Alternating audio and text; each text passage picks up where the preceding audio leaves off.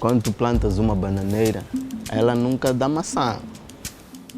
Isso quer dizer o quê? Que o colonialismo foi criado, existiu para que as sociedades hoje em dia tivessem assim, a merecer daquilo que é o eurocentrismo, daquilo que é a Europa.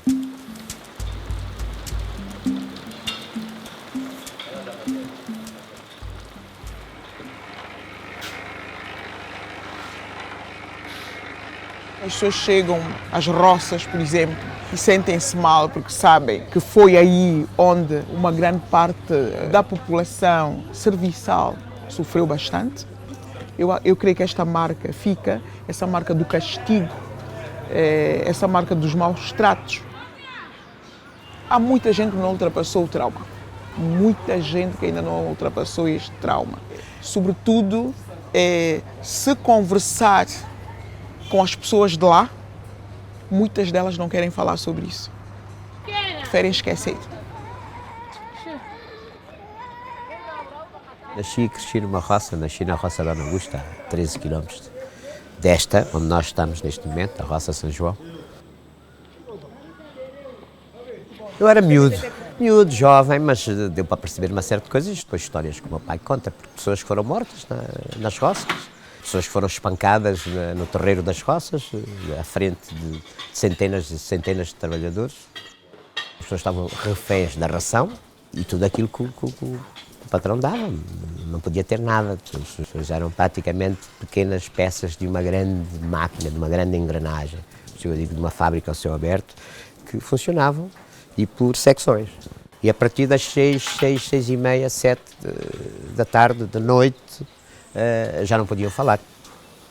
Havia o guarda do terreiro que andava de porta em porta a ver quem conversava ou quem falava um pouquinho mais alto para ser apresentado no dia seguinte na formatura como transgressor.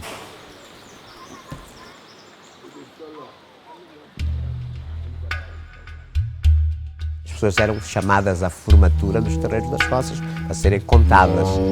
Mulheres, homens, crianças. As pessoas não se deslocavam de uma roça para outra sem uma autorização, sem uma guia.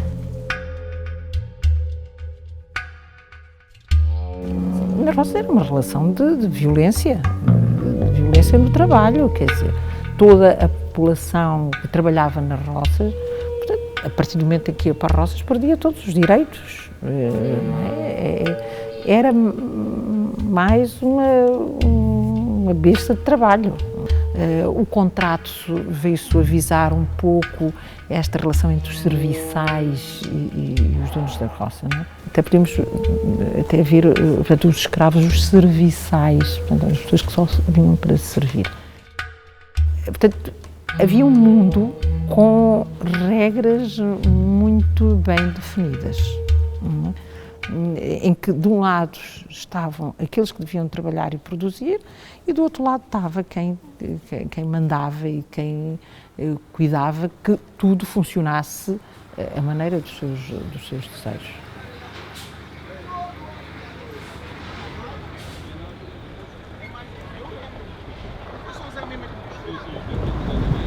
Isto era, mas aqui era a roça maior de Santo Tomé, antigamente isto era caminho do administrador, o patrão, e suas visitas é que passava por aqui. E o pessoal passava do outro lado.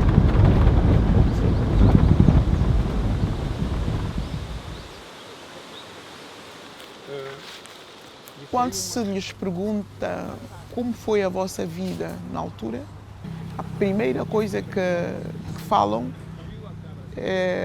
são os vários castigos que sofreram.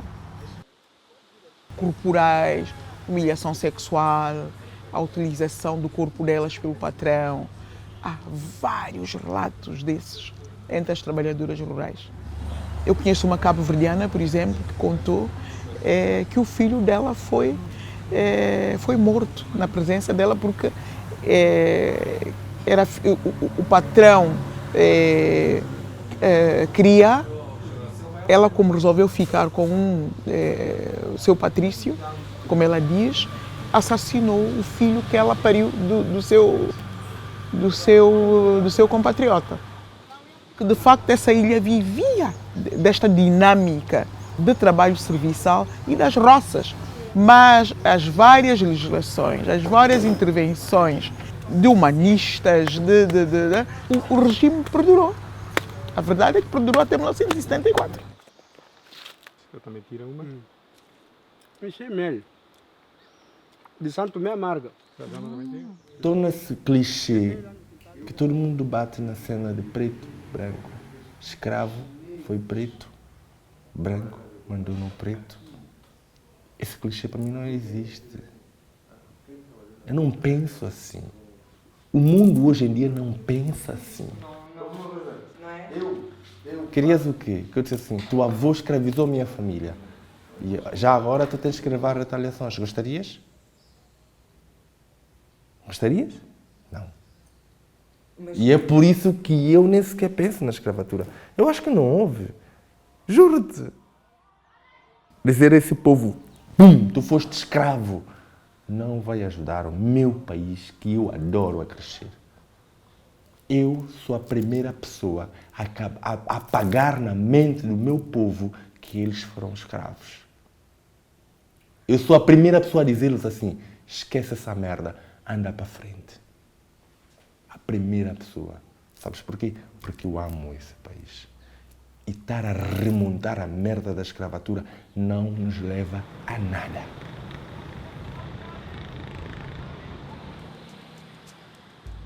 Contaram-me um episódio há dias de um contingente que chegou de Cabo Verde, um contingente de contratados, e foram postos em exposição num determinado sítio. Estava em fila um branco de Cabo Verde. Alguém da curadoria pensou que o indivíduo seria um funcionário. Achou estranho e falava com ele em português e ele parecia não perceber muito bem. E dizia, sai daí, sai daí. Mas o que é que tu estás aí a fazer? E esse homem não foi para as roças. Esta é uma clara demonstração de racismo.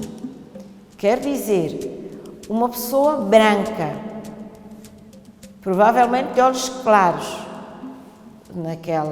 naquele contexto não podia ser, simplesmente por ser branca.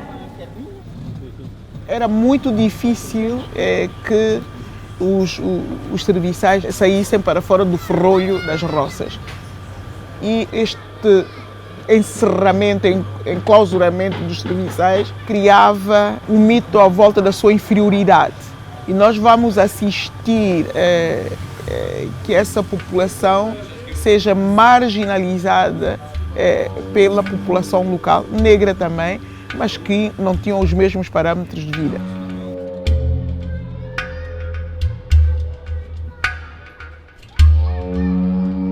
Foi sempre assim, desde os tempos agrestes da roça. Chico Sambaúlo, filho de um contratado de Angola, crescera em Aguaizé, cujos terrenos conhecia como ninguém. Agora, sentava-se de quando em vez sozinho à beira da praia e pousava demoradamente o olhar sobre o mar.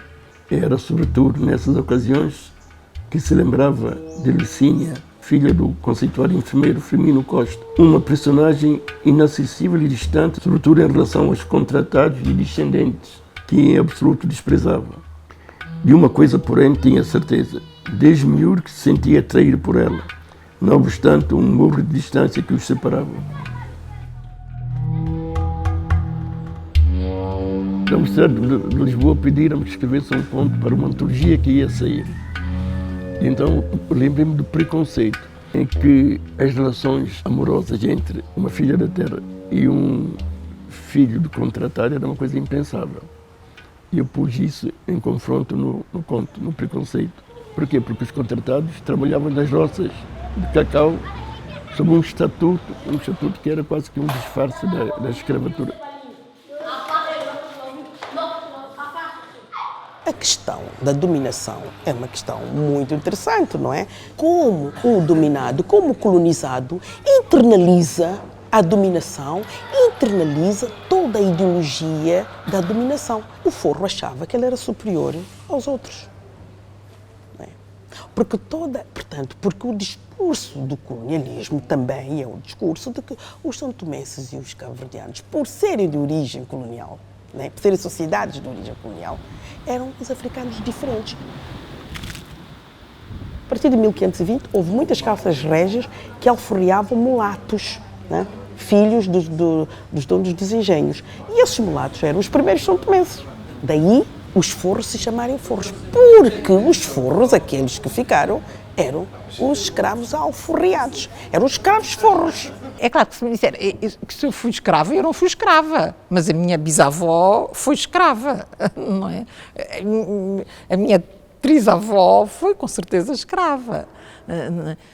Nós viemos de uma linhagem de escravos que teve a sorte de ter sido dada a liberdade num processo que ainda era muito recente. O fim da escravatura, no século XIX, entrou-se num período em que a economia da roça assentou nos contratados que vinham de Angola, de Moçambique e de Cabo Verde.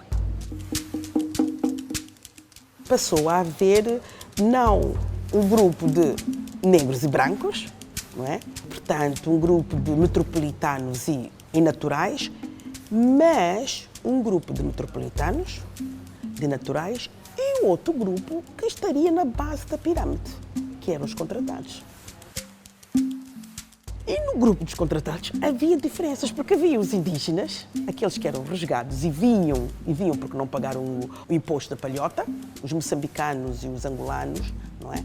E havia os cabo-verdianos, que vinham, é verdade que não eram rusgados como os angolanos e os moçambicanos, não havia rusga, que os punham nos porões dos navios, os traziam, e muitas vezes os familiares não sabiam. Muitos deles, realmente, eu suponho que quase todos, se voluntariavam porque eles eram cidadãos. E isto, interessantemente, fazia com que houvesse diferenciações mesmo dentro do grupo dos contratados. E os naturais de São Tomé e Príncipe interiorizavam essas diferenças, essas classificações. Portanto, havia os gabões. O gabão, para o Santo Forro, era todo aquele que era natural do continente, que não era natural das ilhas. E havia os cabo-verdianos, que eram contratados, sim, mas não eram gabões.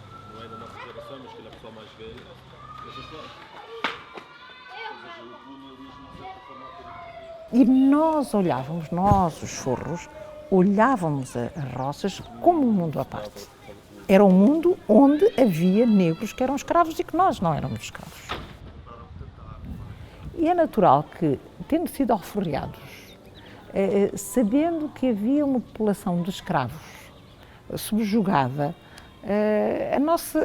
o nosso olhar sobre o outro era também um olhar de alguma superioridade. Até porque nós, nesse processo de estruturação dos forros, nós também fomos tendo as nossas terras, fomos tendo os nossos escravos. De tal maneira esta separação se fazia que muito dificilmente o são-tomense se ligava ou se casava com um moçambicano, um angolano ou um cabo-verdiano. São poucos os casos destas misturas antes da independência. É um produto do colonialismo na medida em que os contratados são um produto do colonialismo. Portanto, houve uma complexificação muito grande das relações étnicas e raciais em São Tomé e Príncipe, que hoje, obviamente, estão muito esbatidas, mas, malgré tout, ainda há laivos, ainda há no discurso do cotidiano, se nós prestarmos muita atenção, existem ainda muitos são-tomenses que não estão livres dessa discursividade racista de hierarquizar os são-tomenses. Sei lá, a pessoa vê alguém, um colega que fez algum disparate com o qual não... também está à espera de quê? Golá, Gabon, Tonga.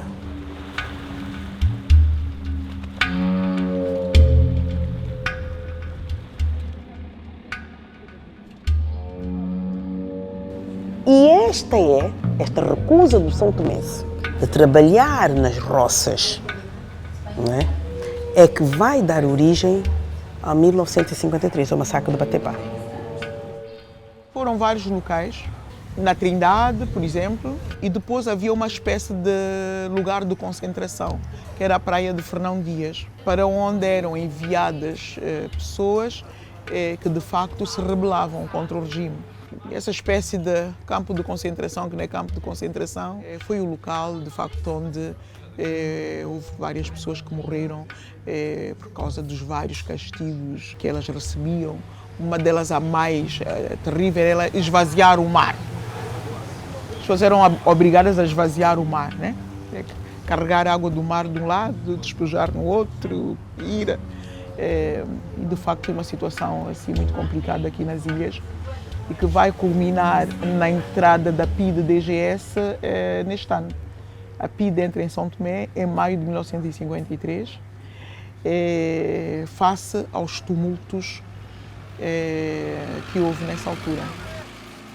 Quando foi dos acontecimentos de 1953, os contratados foram utilizados para perseguir os forros. Não há novidade nenhuma, é dividir para reinar, não é? E isto acirrou a hostilidade dos forros para os contratados, porque eles foram utilizados pelos colonos, nas milícias, para reprimir os forros.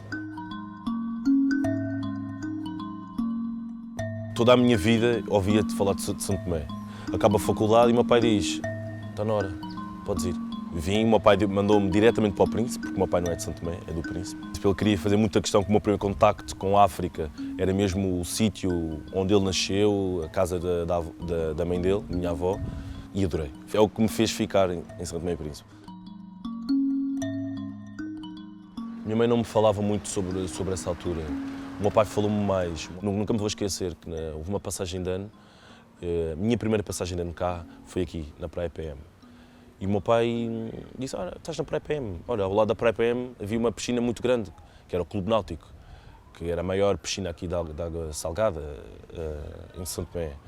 O meu pai disse: olha, eu lembro perfeitamente numa passagem de ano em que eu tentei ir a essa passagem de ano, uma festa de passagem de ano no Clube Náutico, e não deixavam entrar os santomenses.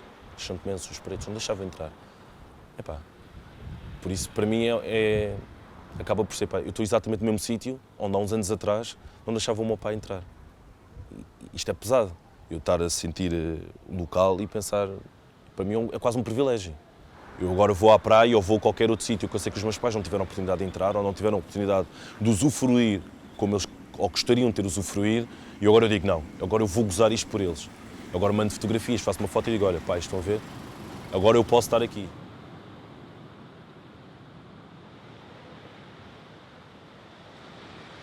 Eu acho que muitos de nós não éramos vítimas de manifestações diretas de racismo, porque havia muita segregação.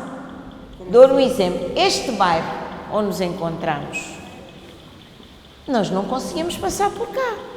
Este bairro e os arredores era só habitado por portugueses. Nós estávamos... Nós tínhamos medo, tínhamos um medo. Nós sabíamos que havia cães, mas nós pensávamos que os cães, que essa presença tão aparatosa de cães, era para evitar que nós passássemos. Raramente as pessoas ousavam, pessoas da raça negra, ousavam passar por esses bairros.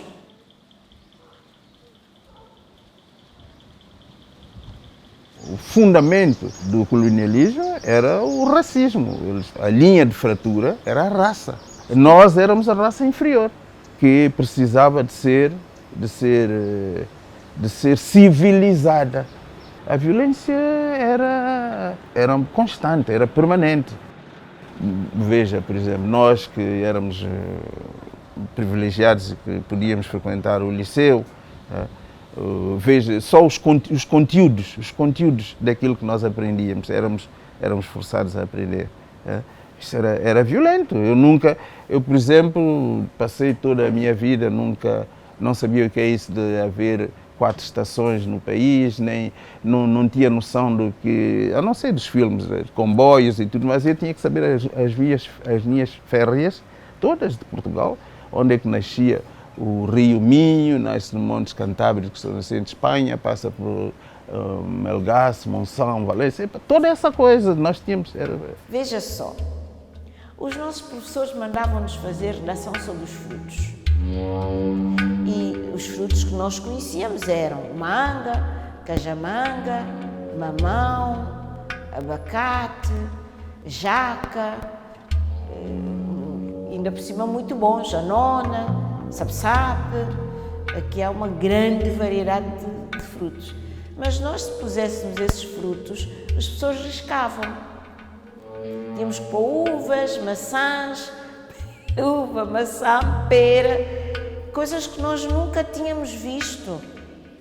Como é que eu ia dizer-te? Era como se nós não tivéssemos, as nossas coisas não tivessem dignidade para serem estudadas.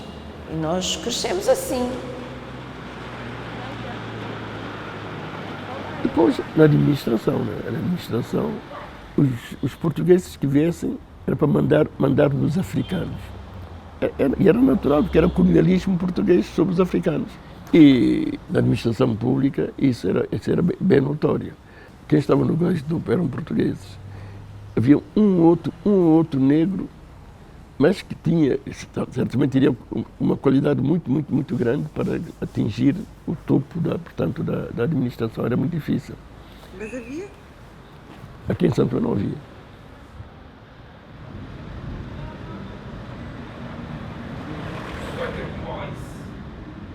A gente só tira uma foca, acredita, mano. Isso é que é vida. O contato que já assinamos, já sabes, uma foca. É como a vida, com swag e muitos rabos. E também muita bebida. A gente luta todo dia, mas não tem como, nigga.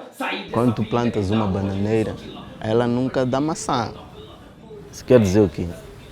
Que o colonialismo foi criado, existiu para que as sociedades hoje em dia estivessem assim, a merecer daquilo que é o eurocentrismo, daquilo que é a Europa. Se tu olhas à tua volta, é tudo colonial. Que está aqui, está a ver? Isso nós reparamos, notamos ainda hoje. Vês aqui em Santo Tomé, por exemplo, à tua volta, ou mesmo... São poucas as coisas que nós temos aqui que são produtos nossos. Está a ver? Roupas, sapatos. Nós não são africanos, a câmara, né?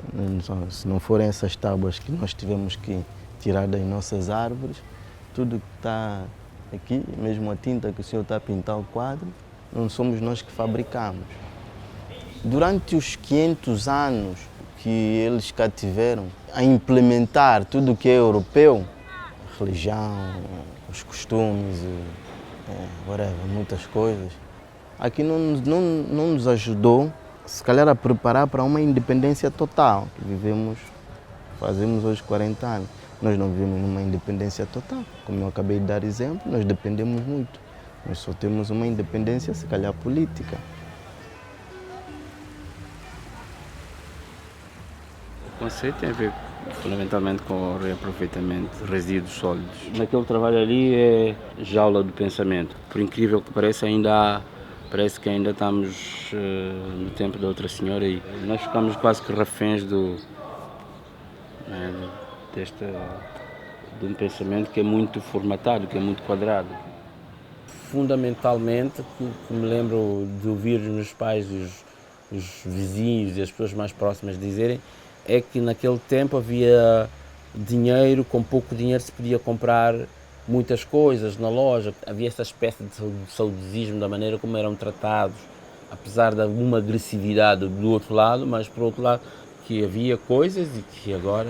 Pronto. Nunca concordei com essa ideia, achava que era muito injusta de ter comida, mas depois não ter liberdade. Pronto, o que é que me interessa ter comida se eu não tenho liberdade? Ainda hoje fala-se muito sobre esta altura colonial, nem que seja para dizer as coisas boas que trouxe, não é? Nem que seja para dizer que na altura colonial as ruas não estariam no estado que estão. O estado de degradação neste momento de São Tomé é triste. E há muita gente que diz, isto na altura colonial não era assim. Eu lembro-me que o meu avô, ele sempre dizia, tem pequenas expressões que tu notas que, de certa forma, foram educados assim. Por exemplo, o meu avô tinha um jardim enorme no quintal e eu cuidava do jardim com o maior prazer e era a coisinha que ele tinha, com que ele tinha mais carinho. Então, nós, os miúdos, andávamos pelo quintal, partíamos as flores, arrancávamos tudo e ele estava sempre a ralhar-nos por causa disso. E ele sempre, eu lembro que ele dizia muitas vezes, poxa, mas meu Deus, os pretos não conseguem fazer nada, eles estão sempre a destruir tudo. É por isso que eu digo que os brancos é que sabem fazer as coisas, mas isso era só um exemplo em relação a nós que éramos crianças, mas ele dizia isso muitas vezes em relação a outras coisas. Se havia algo errado, se havia algo que nós não fazíamos como deve ser, sinceramente, os brancos é que têm que tomar conta de Santo Tomé outra vez. Ou os portugueses é que têm que voltar para Santo Tomé, porque os santomenses não conseguem fazer nada. Eu não senti nada de negativo, nada de profundo negativo em relação ao colonialismo, porque também nasci já na época da Segunda República, ou seja, na geração do meu pai, nasceu quando acabou o colonialismo e eu só nasci 20 anos depois, acho. Então, eu não sentia assim na pele nada de negativo em relação ao colonialismo. No fundo, a memória dos homens é muito curta, né? E era preciso, primeiro na educação, no plano educacional, era preciso que se incluíssem essas matérias e dar-lhes o devido relevo para que se discutisse com as crianças, para que elas aprendessem as suas origens e a evolução da sua terra, como é que ela se fez, Isto não é feito. Isto não é feito, ou se é feito de forma muito deficiente. O desencanto das pessoas é tanto que as pessoas relativizam os factos da história. Mas isso tem a ver com o desencanto das pessoas. O que não quer dizer que as pessoas queiram aquele tempo de volta. Uma vez tive a oportunidade de dar uma palestra no Liceu Nacional e estávamos a falar sobre a identidade africana. Eu primeiro foquei no ser santomense e fiz uma questão muito básica que era qual é a percentagem, de 0 a 100, quão eles se sentiam santomenses. E eu recebi respostas desde 10%, a 20% e a 80%, mas ninguém disse 100%. E as justificações foram várias, desde por não saberem falar a língua, que é um fato. Na altura colonial era proibido falar a nossa língua. E isso criou um estigma.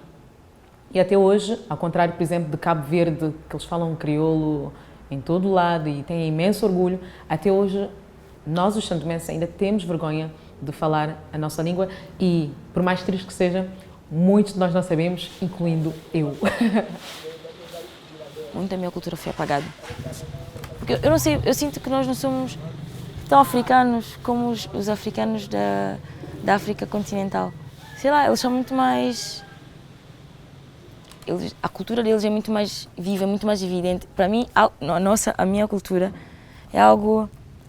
Olha, é como se fosse café e leite e houvesse muito mais leite do que café no copo. É algo assim, muito... como é que eu ia dizer? Está assim muito apagado, não se sabe bem o que é, não sabe se a puita é mesmo puita, porque a nossa puita é algo que nós criamos, que havia nas nossas raízes, ou se o calulu é algo que houve desde o início, que é muito mais africano, ou se é simplesmente uma mistura do ingrediente português, de uma dança portuguesa, de uma música portuguesa que resultou nisso. Enquanto que os meus colegas, os meus amigos da África continental, tudo o que eles têm, eu sei que é deles de raiz. Até que crescemos, toda a gente conhece até que... Continuamos a ser, de alguma forma, uma sociedade mais servil do que civil. É como se estivéssemos sempre à espera que alguém desenhasse o percurso do país e o nosso também. Eu acho que são marcas do colonialismo, porque durante séculos nós fazíamos, não pensávamos. Vamos pensar que estamos numa mesa de negociações. Nós temos uma dificuldade enorme em impormos perante qualquer outra pessoa que seja de raça branca, por exemplo.